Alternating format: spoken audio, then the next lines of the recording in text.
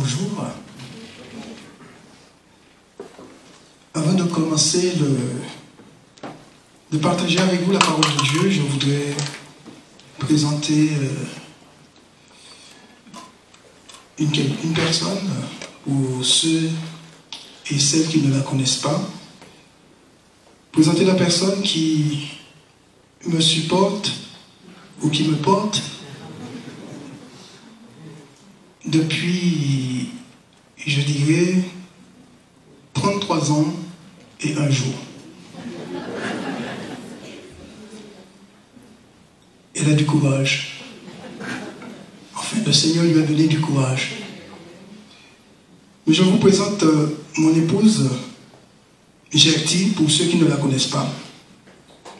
Voilà.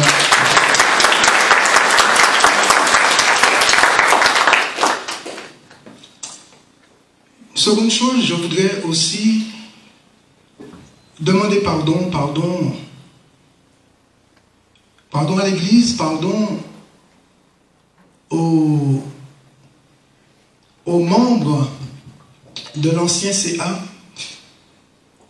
Ça fait 2 fois qu'on me dit que j'ai dit une parole lors de l'AG qui a certainement blessé. Ce n'était pas dans mes intentions, pour ceux qui me connaissent. Alors si j'ai blessé un membre ou des membres du CA, ce matin je voudrais leur demander pardon. Parce que je sais que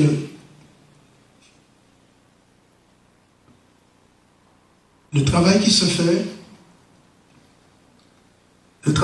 parce que beaucoup se sont investis. Quand on a le nez dans les dossiers, on se rend compte qu'il y a eu vraiment du bon travail qui a été fait. Et on ne peut pas non plus mépriser ceux qui nous ont précédés, qui ont travaillé. Nous arrivons, nous entrons dans le travail des autres. On ne veut pas non plus minimiser ni mépriser le travail qui a été fait. Donc c'est la raison pour laquelle la phrase qui a été dite n'était pas dans mes intentions d'humilier ni de blesser. Et si certains ont été blessés par ça, eh bien ce matin je leur demande pardon, de me pardonner.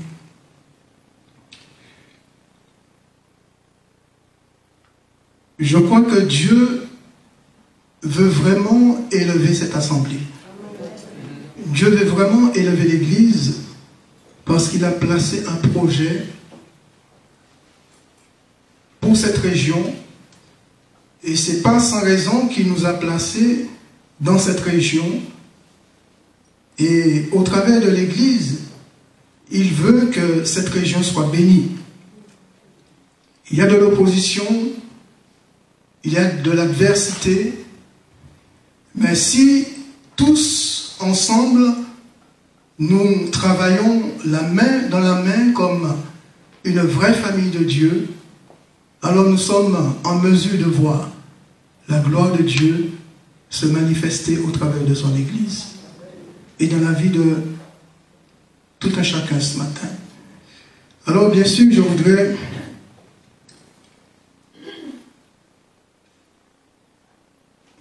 partager avec vous des défis de taille. Et nous allons sans plus tarder ouvrir la parole de Dieu dans le premier livre de Samuel au chapitre 17.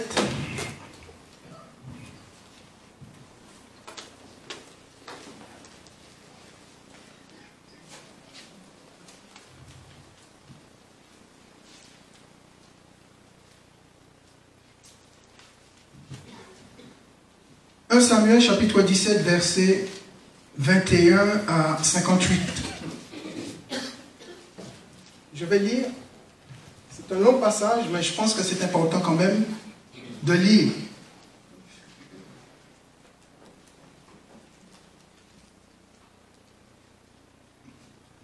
Israël et les Philistins se formèrent en bataille, armée contre armée. David remit les objets qu'il portait entre les mains du gardien des bagages et courut vers les rangs de l'armée. Aussitôt arrivé, il demanda à ses frères comment ils se portaient. Tandis qu'il parlait avec eux, voici le Philistin de Gath, nommé Goliath, s'avança entre les deux armées, hors des rangs des Philistins. Il tint les mêmes discours que précédemment, et David les entendit. À la vue de cet homme, tous ceux d'Israël s'enfuirent devant lui et furent saisis d'une grande crainte. Chacun disait, avez-vous vu s'avancer cet homme? C'est pour jeter à Israël un défi qu'il s'est avancé. Si quelqu'un le tue, le roi le comblera de richesses, il lui donnera sa fille et il affranchira la maison de son père en Israël. David dit aux hommes qui se trouvaient près de lui, que fera-t-on à celui qui tuera ce Philistin et qui ôtera l'opprobre de dessus Israël? Qui est donc ce Philistin, cet incirconcis, pour insulter l'armée du Dieu vivant? Le peuple, répétant les mêmes choses, lui dit, c'est ainsi que l'on fera à celui qui le tuera. Eliab, son frère aîné, qui l'avait entendu parler à ces hommes, fut enflammé de colère contre David, et il dit, pourquoi es-tu descendu et à qui as-tu laissé ce peu de brebis dans le désert? Je connais ton orgueil et la malice de ton cœur, c'est pour voir la bataille que tu es descendu. David répondit, qu'ai-je donc fait? Ne puis-je pas parler ainsi? Et il se détourna de lui pour s'adresser à un autre, et fit les mêmes questions. Le peuple lui répondit, comme la première fois. Lorsqu'on eut entendu les paroles prononcées par David, on les prépara, on les répéta devant Saül, qui le fit chercher. David dit à Saül, que personne ne se décourage à cause de ce Philistin. Ton serviteur ira se battre avec lui. Saül dit à David, tu ne peux pas aller te battre avec ce Philistin, car tu es un enfant, et il est un homme de guerre dès sa jeunesse. David dit à Saül, ton serviteur faisait paître les brebis de son père, et quand un lion ou un ours venait en enlever une du troupeau, je courais après lui, et je le frappais, et j'arrachais la brebis de sa gueule. S'il se dressait contre moi, je le saisissais par la gorge, je le frappais et je le tuais. C'est ainsi que ton serviteur a terrassé le lion et l'ours, et il en sera du Philistin, de cet incirconcis comme de l'un d'eux, car il a insulté l'armée du Dieu vivant. David dit encore, l'Éternel qui m'a délivré de la griffe du lion et de la patte de l'ours, me délivrera aussi de la main de ce Philistin. Et Saül dit à David, va, et que l'Éternel soit avec toi. Saül fit mettre ses vêtements à David, il plaça sur sa tête un casque d'airain et le revêtit d'une cuirasse. David ceignit l'épée de Saül par-dessus ses habits et voulut marcher car il n'avait pas encore essayé. Mais il dit à Saül, je ne puis pas marcher avec cette armure, je n'y suis pas accoutumé. Et il s'en débarrassa. Il prit en main son bâton choisi dans le torrent 5 pierres polies et les mit dans sa gibecière de berger et dans sa poche. Puis, sa fronde à la main, il s'avança contre le Philistin. Le Philistin s'approcha peu à peu de David et l'homme qui portait son bouclier marchait devant lui. Le Philistin regarda et lorsqu'il aperçut David, il le méprisa, ne voyant en lui qu'un enfant blond et d'une belle figure. Le Philistin dit à David, « Suis-je un chien pour que tu viennes à moi avec des bâtons ?» Et après l'avoir maudit par ses dieux, il ajouta, « Viens vers moi et je donnerai ta chair aux oiseaux du ciel et aux bêtes des champs. » David dit aux Philistins, « Tu marches contre moi avec l'épée, la lance et le javelot, et moi je marche contre toi au nom de l'Éternel des armées, du Dieu de l'armée d'Israël que tu as insulté. Aujourd'hui, l'Éternel te livrera entre mes mains, et je t'abattrai, et je te couperai la tête. Aujourd'hui, je donnerai les cadavres du champ des Philistins aux oiseaux du ciel et aux animaux de la terre. Et toute la terre saura qu'Israël a un Dieu. Et toute cette multitude saura que ce n'est ni par l'épée, ni par la lance que l'Éternel sauve, car la victoire appartient à l'Éternel. Et il vous livre entre nos mains. Aussitôt que le Philistin se mit en mouvement pour marcher au-devant de David, David courut sur le champ de bataille à la rencontre du Philistin. Il mit la main dans sa gibecière et il prit une pierre et la lança avec sa fronde. Il frappa le Philistin au front et la pierre s'enfonça dans le front du Philistin qui tomba le visage contre terre. Ainsi, avec une fronde et une pierre, David fut plus fort que le Philistin. Il le terrassa et lui ôta la vie sans avoir d'épée à la main. Amen. Nous allons nous arrêter là. Nous avons tous, mes bien-aimés, des défis dans nos vies et qui paraissent insurmontables sur le plan humain et qui souvent nous sont lancés par l'adversaire de notre âme. Il aime nous défier, il aime nous menacer et il aime nous faire peur. Mais il y a une chose qui est très importante.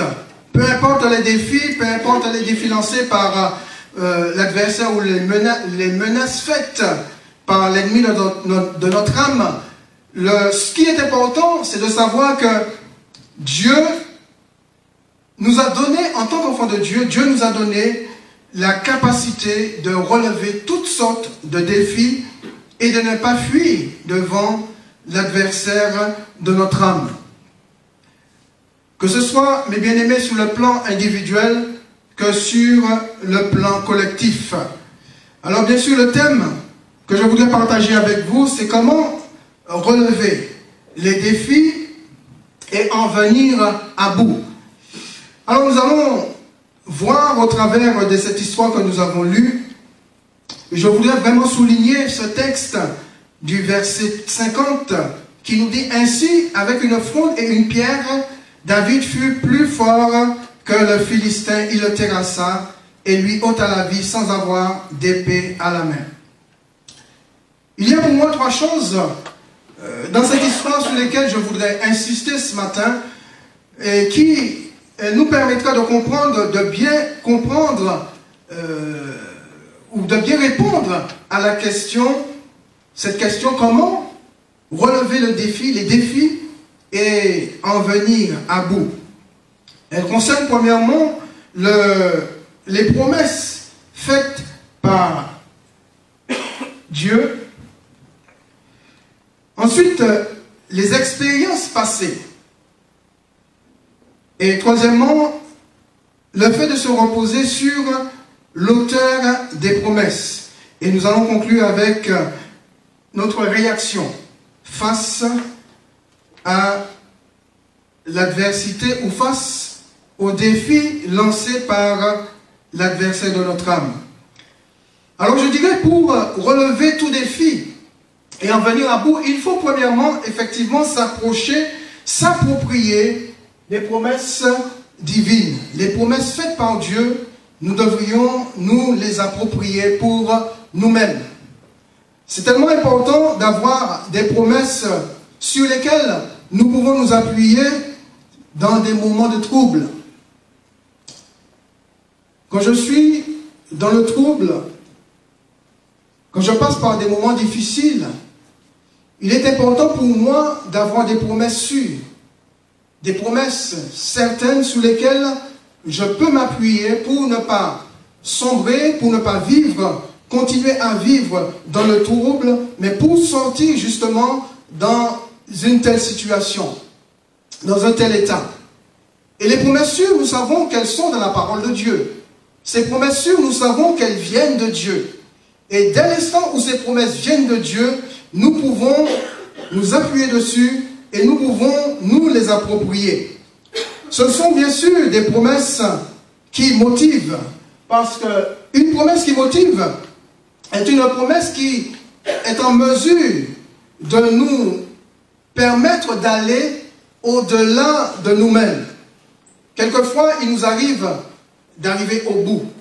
Et nous disons, Seigneur, moi je ne peux plus continuer. Seigneur, j'ai du mal à avancer. Seigneur, il me faut une force nouvelle.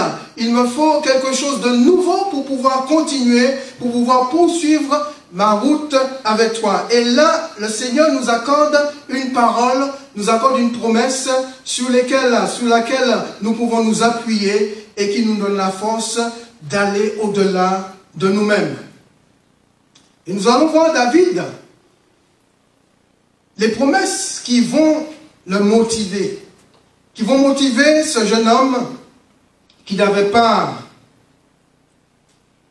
ne connaissait pas du tout la guerre. C'était pas un homme de guerre, un jeune homme de guerre, c'était un berger. Mais nous allons voir les promesses qui vont le motiver. Il nous a dit au verset 25, si quelqu'un tue le roi, tue le Philistin, le roi le comblera de richesses, il lui donnera sa fille et il affranchira la maison de son père en Israël. Donc nous voyons que des promesses données par le roi d'Israël vont motiver ce jeune homme. Vont motiver ce jeune homme pour faire face à ce défi. Qui d'entre nous n'aurait pas aimé être comblé de richesses? Soyons quelque part honnêtes ce matin. Qui n'aurait pas aimé être comblé de richesses? Qui n'aurait pas aimé? Donc si vous levez le doigt, c'est que vous n'aurez pas du tout aimé être comblé de richesses. Qui aurait aimé être comblé de richesses? Je vois des doigts qui ne sont pas levés. En tout cas, moi, ma main est levée. Hein. Vous savez que les richesses, ce n'est pas un problème pour Dieu. Les richesses, ce n'est pas un péché. Ce n'est pas parce qu'on est riche, on pêche devant Dieu. Mais le péché, c'est d'utiliser sa richesse de la mauvaise manière. Dieu est capable de nous combler. Dieu est capable de nous bénir sur le plan matériel. Et on voit des patriarches qui ont été bénis sur le plan matériel, qui ont été enrichis par Dieu, mais qui n'ont pas fait en sorte que cette richesse, que la richesse que Dieu leur a donnée, prenne la place de Dieu dans leur cœur. Ce sont des hommes qui ont été généreux et qui ont su partager leur richesse de la bonne manière. Qui n'aurait pas aimé faire partie de la famille royale en épousant un prince ou une princesse? C'est le souhait de toute jeune fille, quand elles sont petites, de se marier avec un prince, n'est-ce pas? Qui n'aurait pas aimé avoir les avantages, justement, d'un tel rang? Je crois que nous sommes tous pareils. Les avantages que nous voyons dans ces différentes familles, nous aurons aussi aimé les avoir.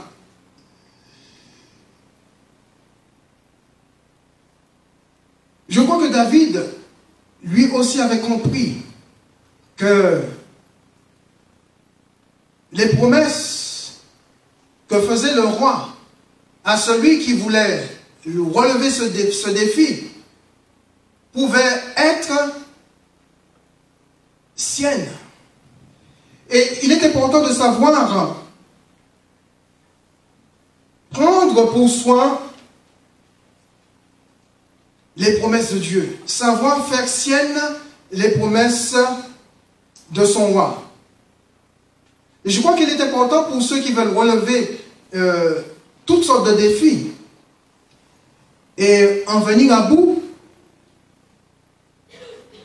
de faire siennes les promesses qui sont dans la parole de Dieu. On voit David comparativement au reste du peuple. Tout le peuple avait peur. Même le roi avait peur de ce géant, de cet homme de guerre.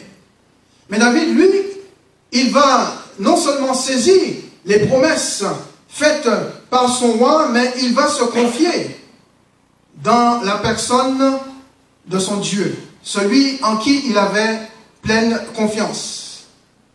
David va s'appuyer sur toutes les promesses. Sur les promesses faites par son roi, le roi Saül, mais aussi sur les promesses faites par son Dieu, ce Dieu qu'il aimait, ce Dieu qu'il servait, et ce Dieu dans lequel il avait une pleine confiance. Et je crois qu'il y a dans la parole de Dieu de véritables promesses pour vous et pour moi. Lorsque nous lisons dans Ésaïe chapitre 43, verset 2, il nous a dit, « Quand tu marcheras par les eaux, je serai avec toi. Quand tu traverseras les fleuves, ils ne te submergeront pas. Quand tu marcheras dans le feu, il ne te fera pas de mal et tu ne brûleras pas. » C'est important et intéressant de voir comment Dieu parle à son peuple au travers de son serviteur Ésaïe et les promesses qu'il fait à son peuple. Et je crois que pour nous, ce matin, nous pouvons nous dire que les mêmes promesses faites à Israël sont aussi pour nous ce matin. La première chose, il y a deux choses importantes et intéressantes que Dieu dit au peuple au travers d'Ésaïe. La première chose, c'est Dieu fait un rappel. Dieu fait un rappel des réalités dans la vie de ses enfants ou dans la vie de son peuple. Et Dieu met son peuple devant cette réalité, la réalité des difficultés ou des défis qui l'attendent tout au long de sa marche ou tout au long de sa relation avec lui sur la terre. Et Dieu dit, tu passeras par les eaux. Dieu dit, tu traverseras des fleuves. Dieu dit, tu marcheras dans le feu. Ce sont des réalités, mes bien-aimés, qu'ont vécu le peuple d'Israël à son époque.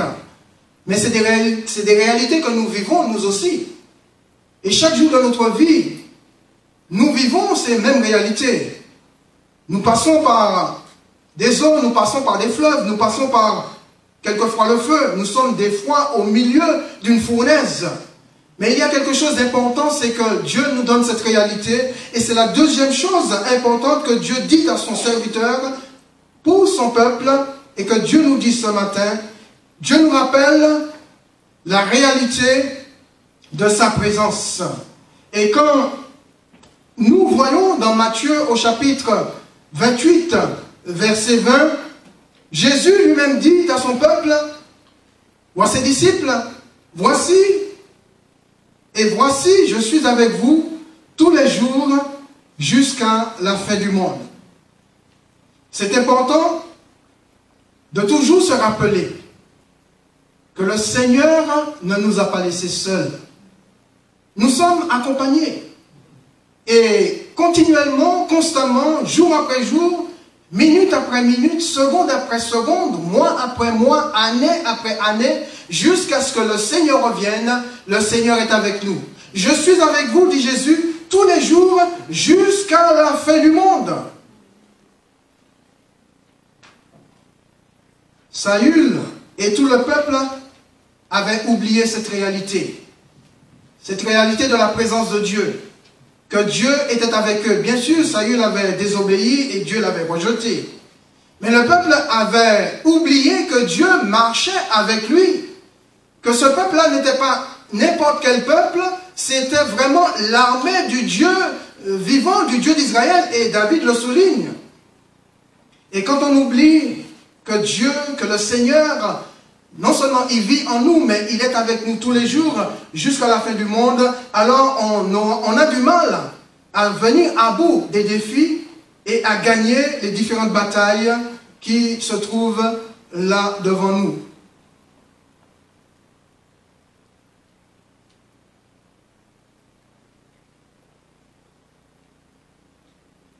Saül, qui avait fait de belles expériences avec Dieu, devant un tel défi, il va le considérer comme étant insurmontable. Et on va se rendre compte qu'un tel leader, l'attitude d'un tel leader va influer sur la vie spirituelle de l'ensemble du peuple.